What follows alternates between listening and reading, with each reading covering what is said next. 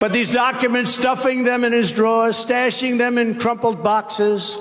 And those boxes were heavily used. You know, when you look at those boxes, those suckers were in and out. A lot of people saw those documents. They didn't see the ones we had. We had them locked up.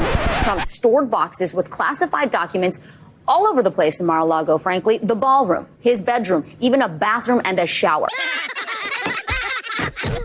And we had Secret Service all the time because I was president all the time. And leaving them strewn all over the garage for his precious Corvette. You ever hear him talk about the Corvette? It's my Corvette. You can cut that garage door with a scissors.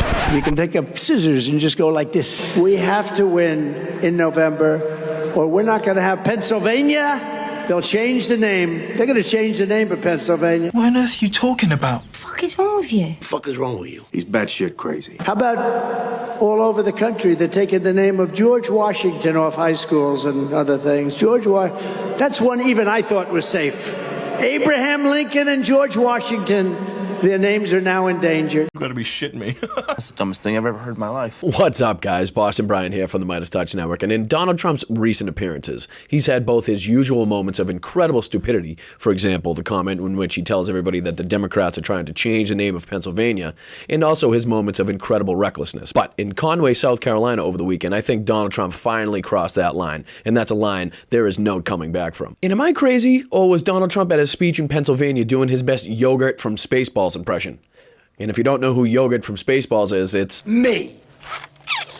May the Schwartz be with you. But before we get to the clip of what is, in my opinion, the most egregious, the most reckless, the most dangerous and despicable thing ever uttered by a presidential candidate of the United States of America, let's get into some of the other despicable things that Donald Trump was saying in his speech. Here, Donald Trump, aka Brigadier General Big Mac, actually has the audacity to go after Nikki Haley's husband for not having more of a presence on Nikki Haley's campaign trail, when in reality, Nikki Haley's husband is doing something that Donald Trump never had the guts to do: sacrifice his precious life and serve his country, because Nikki Haley's husband is in the National Guard. And she comes over to see me at Mar-a-Lago. Sir, I will never run against you. She brought her husband. Where's her husband? Oh, he's away. He's away. What happened to her husband? What happened to her husband? Where is he? He's gone. He knew. He knew. Here he is attacking Nikki Haley and resorting to scare tactics, telling his low information, low IQ base that Nikki Haley wants to kill people. But she's now 100% the candidate of Wall Street and the war machine. She wants to go to war with everybody. She wants to kill people. Kill people. And here's Admiral Asshole, once again using scare tactics and playing right into the fears of his base, this time using asylum seekers and migrants as the pawn, just saying the most horrendous and despicable things to do anything to invoke a reaction from his base. Real thugs, dangerous people, people that kill young girls walking to school. They knife them. They use a knife, not a gun, because it's more painful. These are real bad people. In this next clip, Major Mindless himself is obviously struggling to come up with the two names that he touts most as the two high-profile targets taken out during his presidency: Qasem Soleimani and Abu al-Baghdadi. Now, I've highlighted the moment where you can definitely tell where Donald Trump is struggling hard to remember these names and has to glance at the teleprompter to come up with the name of Baghdadi. During my term, we defeated ISIS. We knocked out the biggest, the worst terrorists in the world. You know that. We took out the worst terrorists, the two of them. You know who they are. Took them out. Don't have to mention the names. Everyone knows who they are. Soleimani, you know that, right? Al-Baghdadi, you know, the founder of ISIS. We took him out. Here, the delusional con man is doing his absolute best to try to convince himself that he still has 92% of the Republican Party vote, when we all know he won Iowa with just over 51% of the vote, and in New Hampshire with just over 54% of the vote. I'm not great at math, but that's not 92% of the vote. Well, we have two people running. I love this. These people, we have two people running, and they're both extremely unpopular. I'm not unpopular. I'm 92% in the Republican Party. I'm not unpopular. So yes, as it were, compared to your 2016 campaign, you are incredibly unpopular with the Republicans, and even more unpopular with the rest of the country. It was at this point that Sergeant Shitty Pants decided to take his speech from ridiculous and deranged to reckless and dangerous with his obligatory compliments of Xi Jinping and Vladimir Putin that he loves to throw in every speech that he gives nowadays. And I think we can read a little bit more into these compliments after Tucker Carlson's disastrous train wreck of an interview with Vladimir Putin, but also what you're going to hear Donald Trump say later in this video about defending NATO countries against a potential Russian invasion. There's never been an embarrassment like that in the history of our country. We've never been so embarrassed. And that's why Putin, I believe, because I know Putin very well, very smart, very sharp. They hate when I say that, you know. They say, oh, you called him President Xi of China. I say, very smart man. They ask me, is he smart? I said, well, let's go a step above that. Let's say he's a brilliant guy. The press goes, he called President Xi brilliant. Well, here's a guy controls 1.4 billion people with an iron fist. Yeah, I'd say he's smart. In this next clip, not only does Donald Trump give us his rambling, incoherent vision of what United States policy on foreign aid should be, but also proves to me that he has no idea anything about the people of Ukraine when he honestly suggests that the people of Ukraine would side with Russia and turn against the United States. Let me know if you can follow along to Trump's loan repayment plan, the only loan repayment plan on the planet that you don't have to repay the loan. They want to give like almost $100 billion to a few countries, $100 billion. And I said, and I'm telling you this is breaking news. We have breaking news. I said, why do we do this? If you do, you give them not $100 billion. You give it to them as a loan. It's called a loan. Give them the money. And if they can pay it back, they pay it back. If they can't pay it back, they don't have to pay it back because, you know, they've got some problems. But if they go to another nation, they drop us like a dog, like a female drops a male after a date because he doesn't like her, right? If that happens to our country, then very simply, we call the loan and we say we want our money because we give money and then they go to another side. As an example, let's say we give all this money. We were already into Ukraine for over $200 billion. And they could make a deal with Russia in the next 3 weeks, and all of a sudden they don't want to deal with us anymore. We've given hundreds of billions of dollars. And this, folks, has to be the most dangerous thing I've ever heard a former president or presidential candidate say in my entire life, and possibly the most dangerous thing a United States politician has ever said in the history of this country, where Donald Trump actually goes as far as to suggest he would encourage Russia to invade a NATO ally if the NATO ally is not fully paid up, which is absolutely not the way that NATO or the United States operates. Here, check out this clip and let me know what you think in the comments. And if for some reason there hasn't been, up until this point, a point of no return for independent voters when it comes to Donald Trump, and Lord only knows why that would be, this has to be the line in the sand that independents will not cross, especially when it pertains to Russia. I came in, I made a speech, and I said, you got to pay up. They asked me that question. One of the presidents of a big country stood up and said, well, sir, if we don't pay and we're attacked by Russia, will you protect us? I said, you didn't pay? You're delinquent? He said, yes, let's say that happened. No, I would not protect you. In fact, I would encourage them to do whatever the hell they want. You got to pay. You got to pay your bills. There's just absolutely no denying it anymore. Donald Trump is 100% a Russian puppet. Donald Trump is 100% against NATO. I mean, Donald Trump has his head so far up Vladimir Putin's ass that even Donald Trump's offspring instinctively are spewing Russian propaganda now. And just a quick rule of thumb for those of you who don't know, on an easy way for you to identify either somebody that has absolutely no idea what the hell they're talking about when it comes to Ukraine, or somebody that's just openly pro-Russia.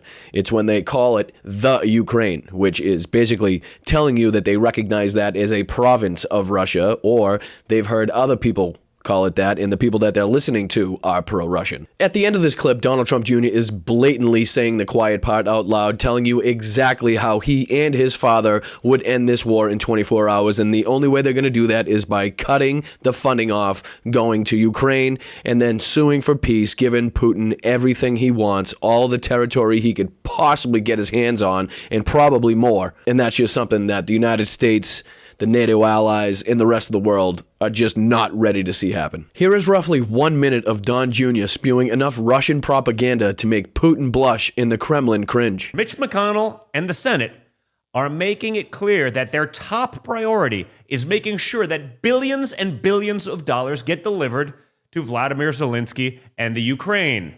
Okay?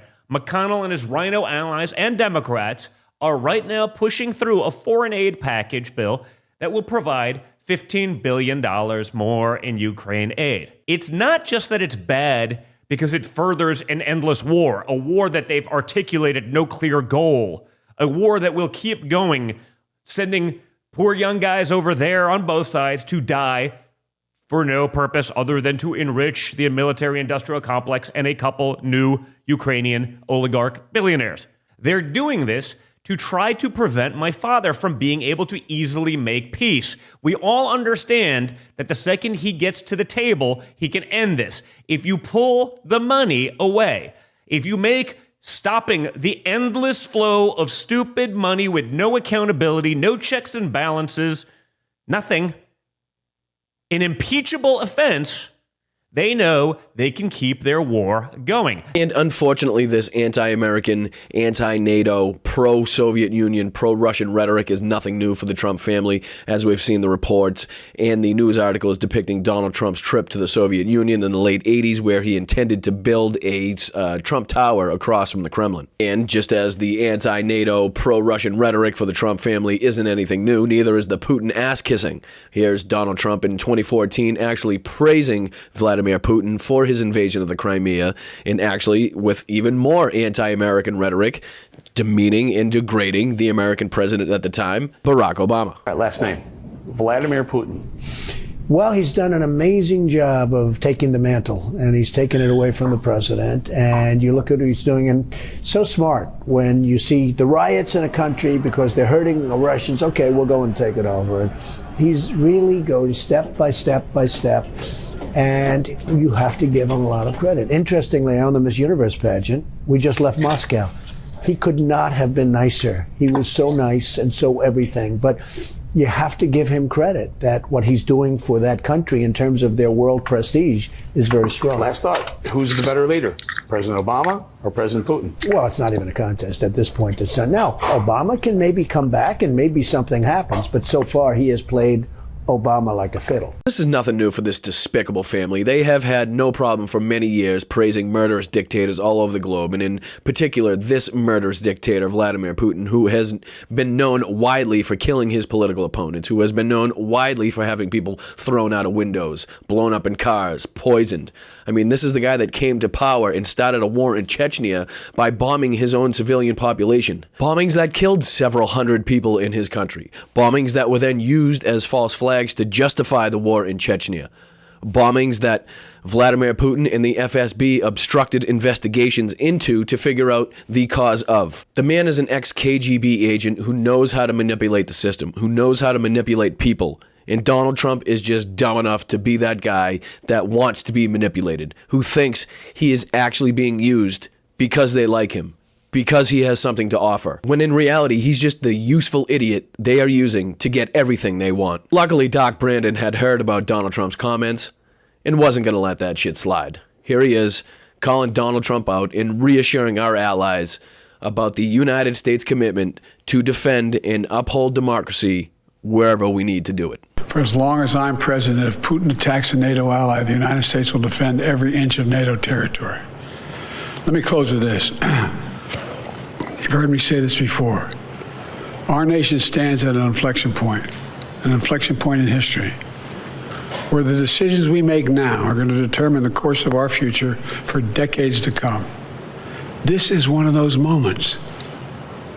And I say to the House members, House Republicans, you got to decide. Are you going to stand up for freedom?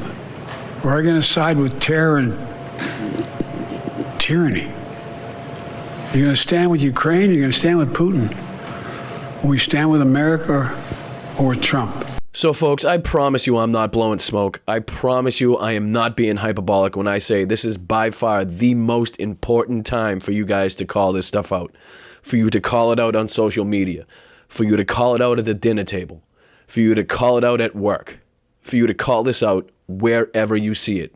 Because if we allow Donald Trump and the Republicans to weasel their way back into the White House, NATO is finished. And if NATO is finished, who knows what disruptions that will allow Russia to cause on the worldwide stage. And who knows how many countries and how many lives will then be put at risk of the maniacal dictator, the ruthless madman Vladimir Putin. How many of those countries will he take over? How many of those people will he then brutalize? How many of those people will then be subject to the Ruski Mir that is so utterly destructive? And who knows what disruptions that will have to the worldwide economy? And who knows what impacts that could have on your bottom line?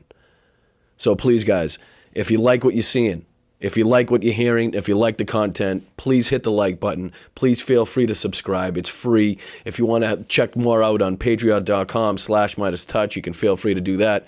If you want to help independent creators like myself who have absolutely nobody above them telling them what they can and cannot say, you can help me out on patreon.com/BostonBrian. I really appreciate it. Like I said, continue to call this stuff out, please. This is the most important thing, the most important time in your life. You will do nothing more important than to save democracy in this next election. Until next time, keep kicking ass. I'm Boston Brian. Have a great night. Love this video? Make sure you stay up to date on the latest breaking news and all things Midas by signing up to the MeidasTouch newsletter at MeidasTouch.com/newsletter.